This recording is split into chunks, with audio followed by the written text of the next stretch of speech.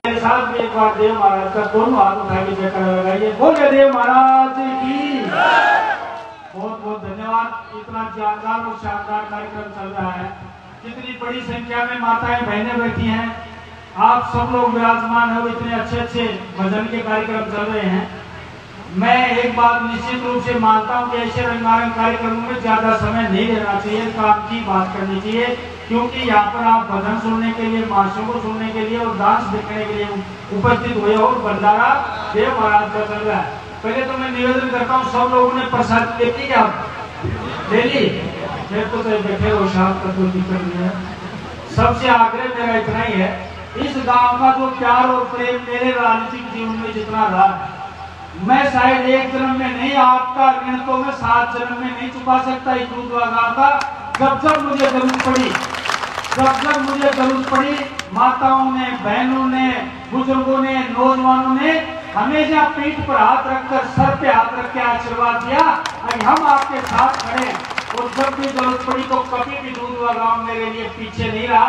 मैं इसलिए दूधवा गांव के श्री चरणों में नमन करता हूं और प्रणाम करता हूं देव महाराज के सभी गोठियाओं को, गुरु महाराज को, सभी जो वंदनीय लोग यहाँ पर बैठे हैं, सबको प्रणाम करता हूँ।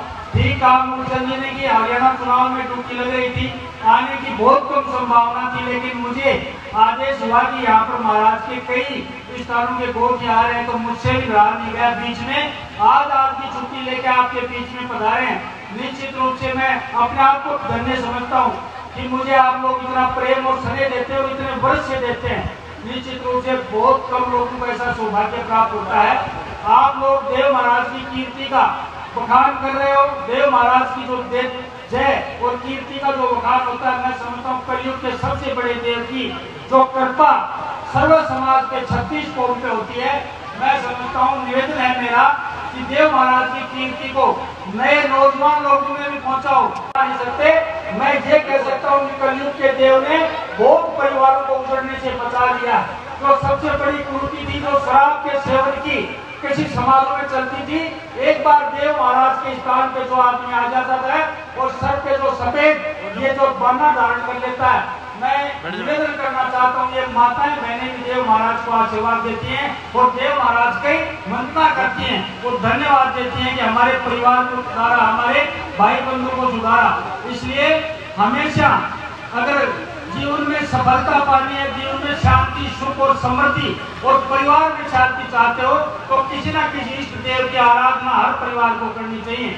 और मैं तो माताओं बहनों से कहता हूँ, जिस घर में रोज पूजा होती है उसको घर कहते हैं, और जिस घर में दोनों टाइम पूजा होती है उसको इस धरती का स्वर्ग कहते हैं। ऐसा भगवान देवनारायण ने भी कहा, शास्त्रों में भी लिखा गया है।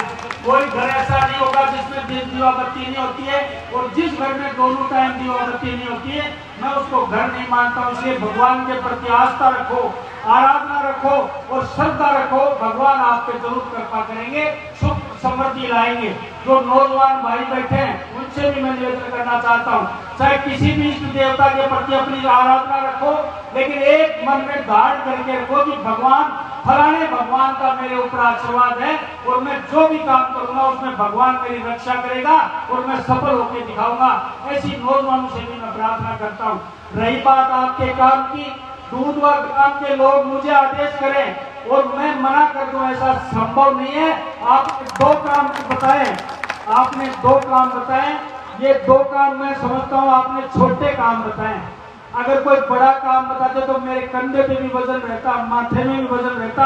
आप इतना बड़ा काम है, कोई बड़ा काम तो बताते। एक बोरिंग बताई और एक छोटा सा काम आपने देव महाराज ने बताया। मैं सरपंच साहब से डिस्कस कर रहा था, अगर आप देव महाराज के पैसा लगाओगे तो किस हिसाब से लगाओगे? इन्होंने कहा है कि विश्राम घर के हिसाब से लगा देंगे।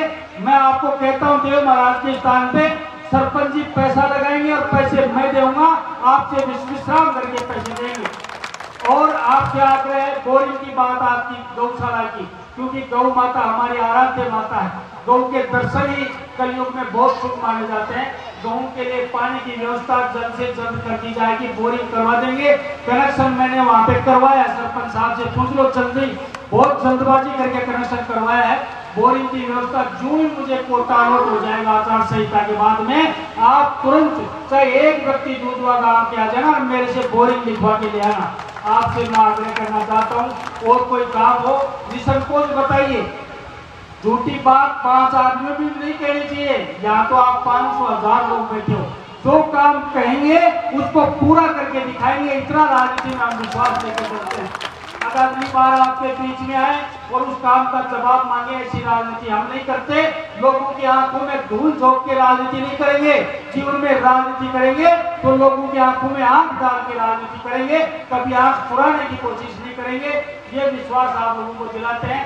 2 कामों की मुझे कही है, मैं चाहता हूँ ये जल्दी से जल्दी आपके 2 काम हो जाएंगे।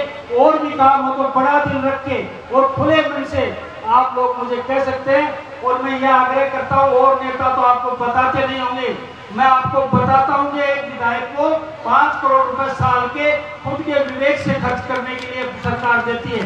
5 करोड़ में दूधवा का हिस्सा आता है, उससे 1.25 हिस्सा लगाऊंगा, क्योंकि आपने प्रेम दिया है, आपने मुझे 1.25 प्रेम दिया है। आपके हिस्से से भी ज्यादा पैसे दूधवा ग्राम की पंचायत में लगाने की कोशिश करेंगे, क्योंकि आप लोग आशीर्वाद तो बुजुर्ग देते हैं, नौजवान सहयोग देते हैं, उसका कर्जा मुझे चुकाना है और मुझे बहुत जल्दी कर्जा चुकाना है। यह आग्रह आप लोगों से करने के बीच में आए हैं। आपने मान किया, सम्मान किया और इतना जानदार और शानदार कार्यक्रम किया है। भगवान देव नारायण की पूरे गांव पे कृपा बनी रहे, सब पे प्रेम और भाव से और शांति से गांव रहे, ये मैं विश्वास देव भगवान के श्री चरणों में करता हूँ। और एक सबसे बड़ी बात कहता हूँ, जिस गांव में, जिस समाज में, जिस परिवार में आपसी प्रेम और भाईचारा है, वहां पे भगवान का निवास होता है। इसलिए प्रेम भाईचारे को बनाए रखो। राजनीति के चक्कर में अपने संबंध खराब मत करना। ये पहले भी कहता था और आज भी कह रहा हूँ, राजनीतिक लोग आपको गुमराह करके अपना उल्लू सीधा करके चले जाते हैं और आप लोग लड़ते रहते हो। इसलिए प्रेम और भाईचारा बनाए रखोगे तो निश्चित रूप से गांव में शांति का वातावरण कायम होगा। इसी तरीके से भंडारे लगते रहे और प्रेम और प्यार बना रहे, यही मैं देव महाराज के श्री चरणों में आपका सेवक होने के नाते विनती करता हूँ। मुझे इतना ही निवेदन आपके बीच में करना था। पुनः एक बार मान और सम्मान के लिए पूरे गांव को, 36 बिरादरी को, सभी गोठियागणों को बहुत बहुत धन्यवाद देते हुए अपनी बात समाप्त करता हूँ। देव महाराज के श्री चरणों में पुनः प्रणाम करते हुए अपना कथन समाप्त करते हुए अपनी वाणी को विराम देता हूँ। सबको राम राम, बहुत बहुत धन्यवाद।